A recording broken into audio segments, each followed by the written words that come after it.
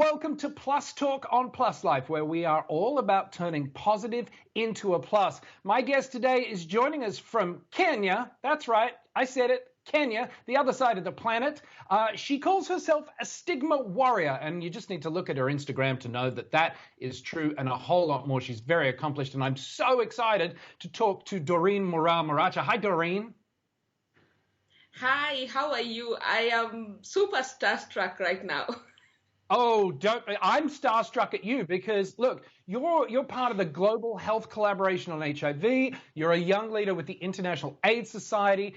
And what I love about you is you describe yourself as a beautiful story. You're a young woman living with HIV in Kenya, and you're the founder of I Am a Beautiful Story. Tell me about this initiative.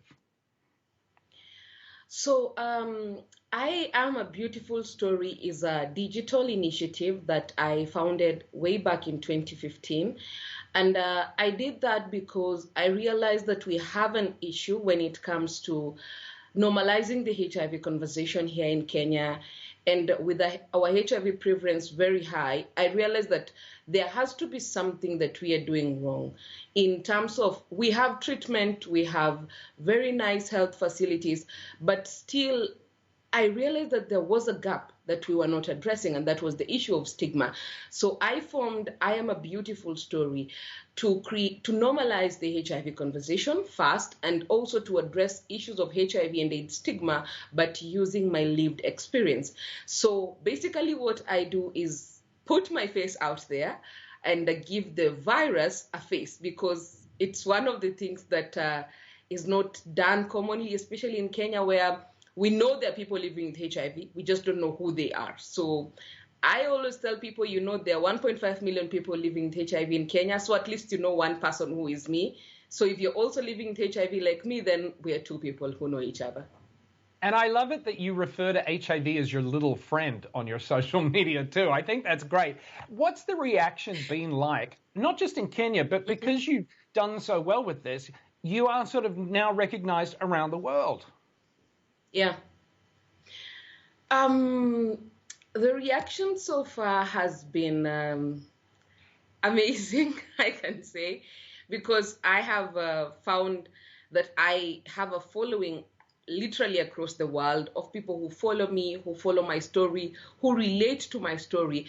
And the beauty about this is it's not just people living with HIV, it's also people who don't have HIV. And that is actually what makes me so happy, because I know that I'm not only creating an impact for people who are positive, I'm only creating the impact also to people who are HIV negative, who are probably affected or who are following me so that they can prevent themselves from getting HIV. So it makes me feel very happy. Yeah, and also be educated about HIV and realize that HIV isn't the big bad monster that's coming to get you and destroy your life, right? Now, you found out you were HIV positive when you were 13, and you decided to talk about it publicly, really, when you were 15. That's quite young for anybody, let's face it, let alone somebody in Kenya where you talk about stigma. How did you come to this decision to go, I'm going to talk about this publicly? So I decided to talk about my HIV status publicly because when I was growing up, my parents found out about my HIV status when I was 8 years old, but they only told me 5 years later. And at that point when I was told, I kind of went into denial and got self-stigma. And even I stopped taking my ARVs for a while. And I believed that I was cured of HIV because I had taken some traditional herbal medication. So all of those things combined made me feel that there is an issue that we need to address, because I was going through that at that particular moment. How many people go through that every other day? So I wanted them to learn from my story that HIV is not the death sentence we used to know, that things have changed, that now we can live our lives beyond our diagnosis. And that is why I decided, let me just tell these people, this is why. And initially when I started, the whole issue was not even the stigma and the disclosure. It was basically to encourage people to get tested.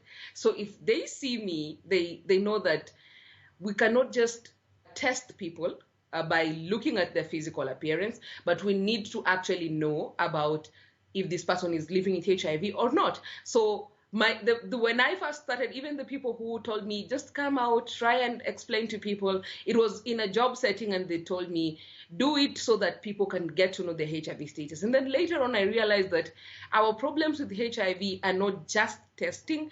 There's the issues of adherence, there's the issue of disclosure and stigma, and then now I took it up from there. Yeah, and what I also love about you is you say you're not a victim.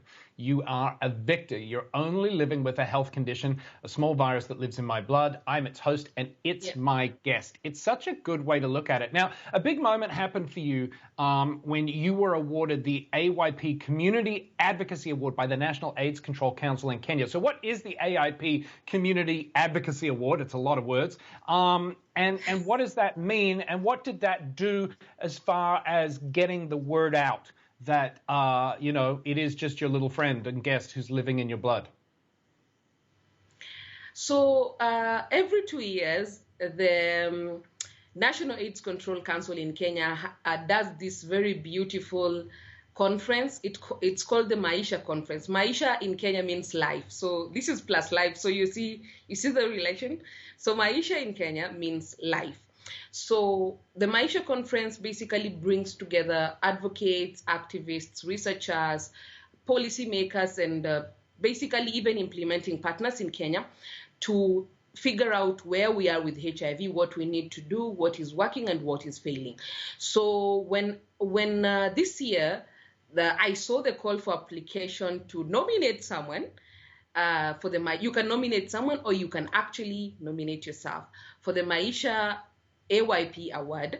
I said, why not? Let me go for it and show that this is the work I have done around advocacy, but specifically digital advocacy, because one of the things that was not recognized up until 2020 was the digital advocacy part, especially in Kenya. People look at you posting stuff about HIV on social media and they're like, that we're just used to this person. They just want followers.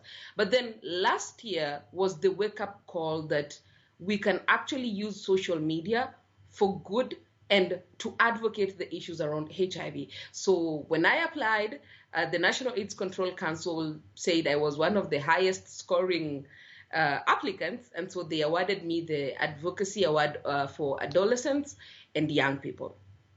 And look, we love it because it's connected you and I, and you're spreading this fantastic message out there around the world. Last question for you real quick here.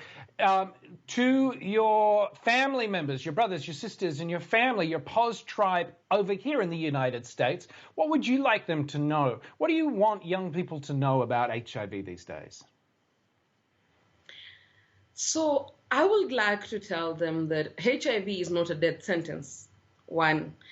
2, in 2021, we have come so far in terms of research, in terms of treatment, and we are doing so well. Like right now, we have the undetectable equals to untransmittable. Who thought from a time when there was zero treatment, we will reach to a time when people living with HIV will have the hope of living their lives and being more than just HIV positive. Now we are thriving positively out here. So if in case you get HIV, don't give up. It's not the end of life. It is not a death sentence. You're not going to die. Start your treatment and be an amazing host to that very tiny guest, because you are amazing already. And to people who do not have HIV in the United States and they're listening to me, please stay negative. Prevent yourself, because HIV is very preventable. That is all that I can say. Wow, you are by far my favorite stigma warrior in Kenya, and I've got to say around the world. Doreen, thank you so much for your time. It's so lovely to chat with you, and I hope we can do it again soon. Thank you so much, and I truly appreciate, and thanks for the opportunity. Of course. That is going to do it for this episode of Plus Talk on Plus Life. If you want to find out more information or you want to get Doreen's social handles, because you should, check out the website, pluslifemedia.com, and also follow us across social media platforms. We are at Plus Life Media. We'll make sure all of Doreen's detail is on the website as well as our social. Her posts are funny and smart. And you look at them. I hear at 5 o'clock in the morning, I take a look, and they make me smile. So that is all for this episode of Plus Talk. We'll see you next time. Take care of each other. Bye-bye.